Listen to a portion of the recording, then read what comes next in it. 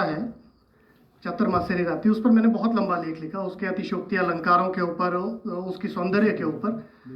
तो वरयाम जी ने मुझे मैसेज किया कि बहुत सुंदर लेख लिखा है, तुम कविताओं पे इस तरह के लेख लिखो, कविताएं मत लिखो। बहुत बढ़िया, शाबाश यार। वो उन्होंने चाहे किसी भी उसमें लिखा हो। बहुत तो कविता तो मैं शायद अभी ऐसी कुछ कर भी नहीं पाऊंगा, क्योंकि वो इस अभी यहाँ जुड़ती भी नहीं है।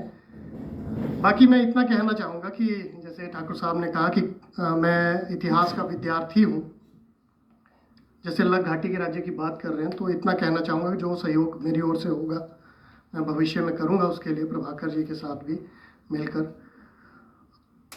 तो जितना भी हो पाएगा तार्किक रूप से, जो भी शोध होगा जो मेरी समझ के अनुसार हो सकता है, जैसे एंथ्रोपोलॉजिकल उसमें या फिर हमारी जो माइग्रेशंस होती हैं उसके आधार पर, केवल मात्र कहानियों और कथाओं के उससे हमें वास्तविकता प्राप्त नहीं होती किसी भी क्षेत्र की, तो बहुत वैज्ञानिक तरीके से भी चलना पड़ता है। तो वो मैं अवश्य करूँगा। परंतु मैं फिर भी दादाजी की कुछ पंक्तियाँ पढ़ना चाहूँगा, इन्हीं की उसी जो कविता है सर चतुर्मासेरी रात्रि। सर्ग शुकियत चंद्र जाड़ुआ पुन्नु भी फिरू निहारा, शौकी माणुरी भाभा भी शुक दी लोबणी लांदी पुकारा।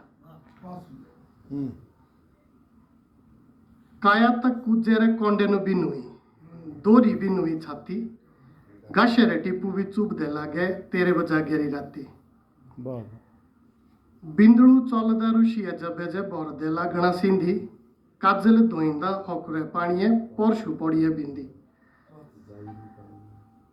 ये बहुत लंबी कविता है और मेरी प्रिय है, क्योंकि पहाड़ी बोली की बहुत सी चीज़ें इससे सीखने को मिलती है कि हमारे क्षेत्र की जो बोली है, जो भाषा है, वो सभी जानते हैं कि अलग अलग हमारी जो ये वजीरियाँ थी, इसमें एक लहजा अलग अलग है, उसका चाहे मूल एक ही हो।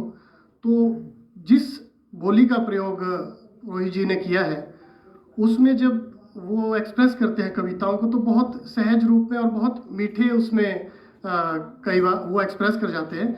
जबकि हमारी जो कहते हैं कि सारी कोठी वाली थोड़ी सी कर्कश हो जाती है ध्वनि वहाँ बोली की, परंतु फिर भी वो उन चीज़ों को समेट कर इतना सुंदर रूप से प्रयोग करते हैं। तो वो शायद काव्य में, कुल्लूवी काव्य में हमें इनसे सीखने की आवश्यकता है।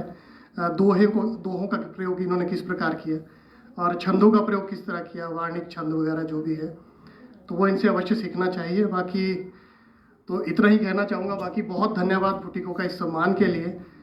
जितना मैं कर पाऊँगा आगे भी भविष्य में वो करते रहेंगे, सबके सहयोग से, आपके आशीर्वाद से।